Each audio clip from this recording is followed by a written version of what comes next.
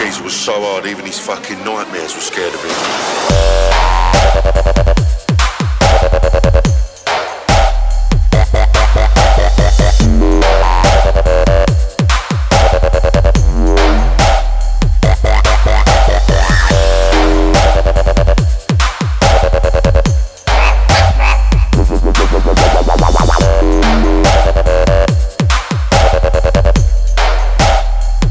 You're gonna have to repeat that.